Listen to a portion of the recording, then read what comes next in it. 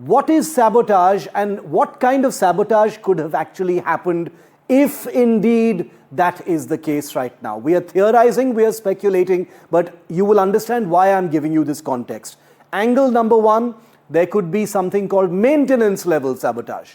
Angle number two, there could be cut wiring, loosened components. And the reason why we are saying this is because these have happened in flights in the past. Angle number three, deliberate fuel contamination is a possibility. Angle number four, tampering with hydraulics or avionics.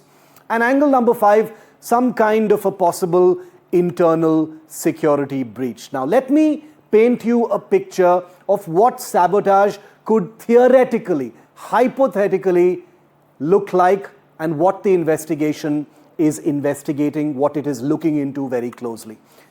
A scorching summer afternoon in Ahmedabad it was that day. Air India 171 is cleared for takeoff. It's a Boeing 787 Dreamliner jet, majestic, massive, full of fuel, and 272 people on board. Nothing seems off. We've all seen the video of the plane taking off, but within 32 seconds, the aircraft has crashed into a building. This is something we all know happened. Now rewind and imagine sabotage as the minister is confirming is part of the probe. Not an explosion, not a hijacking, but something possibly far more insidious, surgical, and technical. Now the investigation is on, but India's Minister of State for Aviation confirms that sabotage is an angle being probed. So let's begin with some theoretical scenarios, and the only purpose of these scenarios is to illuminate an issue rather than avoid it and lead to rumor mongering. Sabotage scenario number one, landing gear locked down is what some people have said. Now picture someone, perhaps a rogue technician, accessing the gear bay during overnight maintenance. They insert hidden mechanical locks to override the uplock sensors. As AI 171 takes off, the crew cannot retract the gear. That's a big penalty, but survivable, except here, the ram air turbine, which we told you about here on NDTV in one of our broadcasts, deploys, suggesting the plane lost hydraulics or power within seconds. Something more is probably going on. Hypothetical sabotage scenario number two, the ram air turbine deploys deliberately. Now, look at the pictures that we have on our screen. The ram air turbine is a last resort device that only deploys when both engines fail or the hydraulic system collapses. Imagine if someone manually cross-wired the deployment trigger or sabotaged a pressure sensor to fool the aircraft into thinking it had lost power. Within seconds of rotation, which is taking off, a rat drops, creating turbulence and additional drag on the aircraft, and more importantly, signaling that the aircraft systems are already in chaos. I remind you once again, viewer, this is to illuminate the sabotage theory. Scenario number three when it comes to sabotage, flight control surface tampering.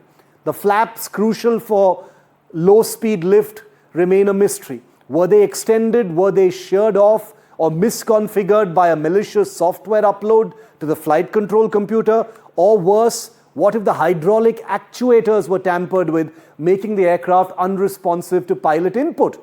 A saboteur with inside access could easily reverse flap movement direction or partially disable spoiler function. The result, a nose that lifts only to a certain extent, but we did see the nose lift. A plane that struggles to climb, we saw that happen. A cockpit that feels like it is flying a dead weight. Scenario number four, hypothetical scenario number four, the fuel line or engine sensor is sabotaged.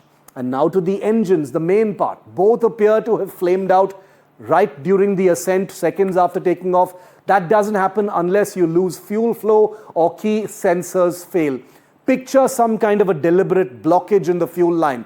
Maybe a rag, a contaminant, a minor valve jam introduced during ground checks, or someone spoofing signals, causing the engine full authority digital engine control or FADEX to shut down for protection. Within seconds, both engines gone, rat deploys, pilots are basically flying the equivalent of a brick. And finally, scenario number five, flight control computer manipulation. This one is the stuff of modern aviation nightmares. A code injection, software code, a malicious tweaked the flight control logic by someone who understands the system architecture, as far-fetched as it sounds. Imagine if the aircraft's software was altered so the moment the wheels left the ground, a series of subtle but catastrophic miscommands were sent to the control surfaces or thrust. It wouldn't show up in pre-flight checks, but once airborne. But so now we zoom out. The aircraft is at 600 feet in the air.